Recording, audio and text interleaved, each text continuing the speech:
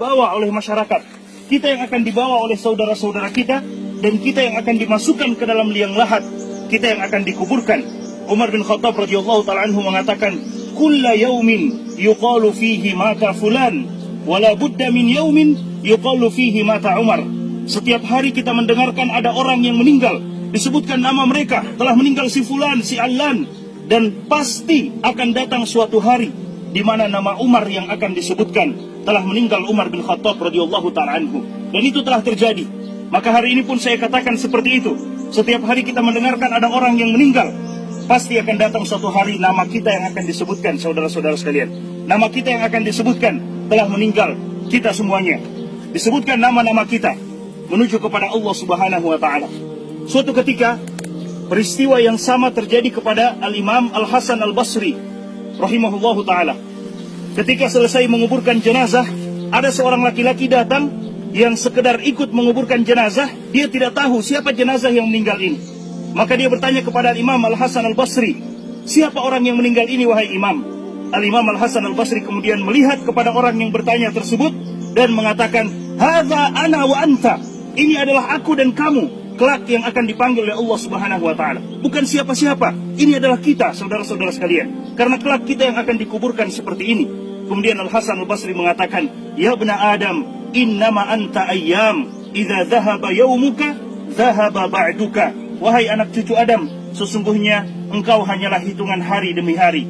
Jika sehari dari kehidupan kita pergi, bukan berarti umur kita bertambah, tidak. Tapi jatah kehidupan kita hidup di dunia itu semakin berkurang. Sehari dari kehidupan kita pergi, berarti semakin dekat kita menuju kepada Allah Subhanahu wa ta'ala. Rasulullah SAW setelah melaksanakan penguburan jenazah seperti ini, Rasulullah SAW juga mengatakan kepada sahabat-sahabatnya, ya ikhwani, limithli hadza fa'iddu, wahai saudara-saudaraku, untuk keadaan yang seperti ini, maka persiapkanlah bekal. Persiapkan bekal, karena pasti kita akan seperti ini. Persiapkan bekal, karena ketika kita selesai dimakamkan, tidak mungkin lagi kita untuk kembali ke dunia, untuk menyiapkan, untuk beramal kebaikan. Tidak mungkin. Setelah kita dikuburkan, selesai. Dan itulah yang disebutkan oleh para ulama kita dengan kiamat sukro buat kita.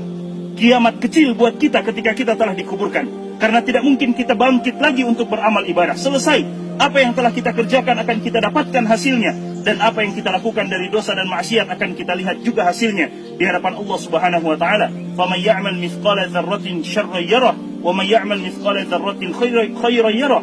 Siapa yang beramal keburukan akan dilihat sebesar zarrah pun. Kata para ulama kita, zarrah bisa diartikan dengan anak semut. Sebagian ulama tafsir kita mengatakan zarrah artinya anak semut. Bayangkan saudara-saudara sekalian, subhanallah, semut saja sangat kecil, bagaimana dengan anak semut?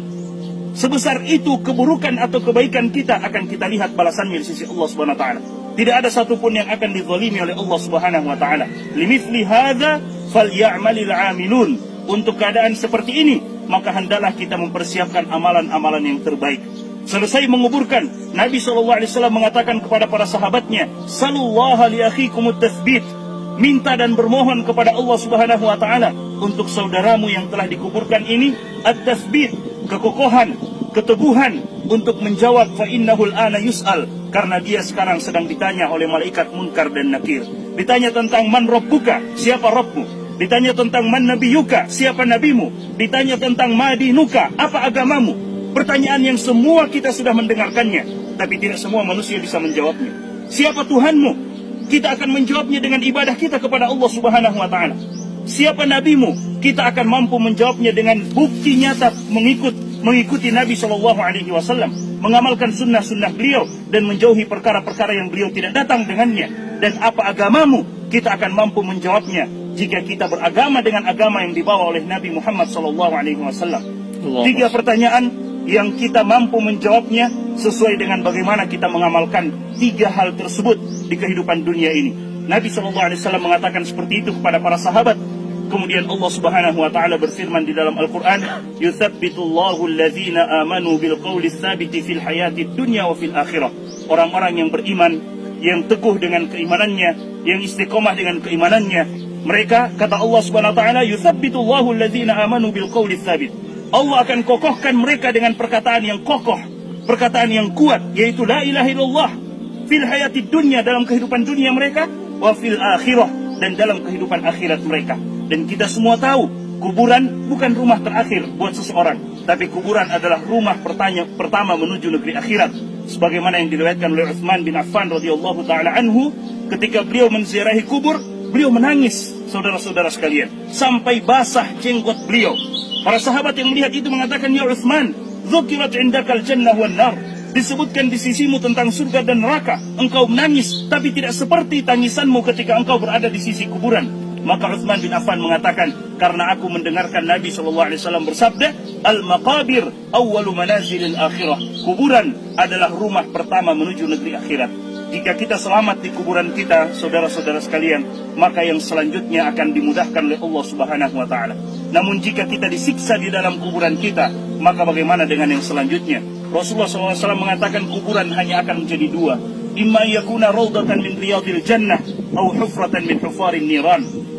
Entah dia menjadi taman dari taman-taman surga, atau dia menjadi lubang dari lubang-lubang api neraka, waliyadzubillah. Dan kemudian setelah menguburkan jenazah seperti ini, Nabi SAW mencontohkan kepada kita, menganjurkan kepada kita untuk sejenak berdoa, meminta kepada Allah Subhanahu wa taala agar Allah Subhanahu wa taala mengampuni kita yang ditinggalkan, memberikan kesempatan kepada kita untuk juga beramal. Salah satu doa yang Nabi SAW ajarkan pada saat sholat jenazah, saudara-saudara sekalian, pada saat sholat jenazah, Nabi SAW di antara doa yang beliau ucapkan, Allahumma la taftinna ba'dahu waghfir lana walahu, ya Allah, jangan engkau berikan ujian kepada kami setelah orang ini meninggal, dan berikan ampunan kepada kami dan kepadanya. Karena orang yang telah meninggal selesai urusannya dengan Allah Subhanahu wa taala. Minal mu'minina rijalun sadaqu ma ahadullah alaihi faminhum man qada nahbahu wa minhum man yantazir. Kata Allah Subhanahu wa taala, wa ma baddalu tabdila. Di antara orang-orang yang beriman ada yang jujur dengan keimanannya dan mereka telah tunaikan kepada Allah, artinya telah meninggal. Wa minhum man yantazir, dan ada di antara mereka yang masih menunggu kapan waktu mereka untuk meninggal. Tapi mereka yang masih menunggu itu, kata para ulama kita, jangan pernah mereka tertipu. Berdoa selalu kepada Allah, jangan sampai Allah berikan kita ujian yang sebelumnya kita soleh, tiba-tiba kita meninggal dalam keadaan toleh, waliyadzubillah. Na'udzubillah min dzalik.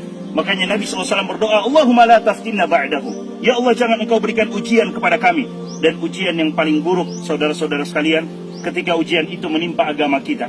Kalau ujian menimpa usaha kita, toko kita, perdagangan kita, masih bisa diusahakan. Tapi jika ujian itu menimpa agama kita, mendengar suara azan kita tidak melaksanakan sholat, dipanggil untuk beribadah kita tidak beribadah, berarti hati-hati karena ujian sedang menimpa agama kita. Dan itu tidak bisa kita dapatkan gantinya kalau kita tidak segera merubah keadaan kita. Allah Subhanahu wa taala mengatakan, innallaha la yughayyiru ma biqaumin hatta yughayyiru ma bi anfusihim. Allah tidak akan merubah keadaan kita sampai kita mau merubah keadaan kita untuk menjadi lebih baik, menjadi lebih menghambakan diri kepada Allah Subhanahu wa taala. Kita berdoa kepada Allah Subhanahu wa taala, masing-masing kita berdoa kepada Allah, minta agar Allah Subhanahu wa taala menyelamatkan kita yang masih hidup, mengokohkan keimanan kita, kemudian meminta kepada Allah Subhanahu wa taala agar Allah Subhanahu wa taala melapangkan kuburan beliau dan menjadikan kuburan beliau sebagai taman dari taman-taman surga.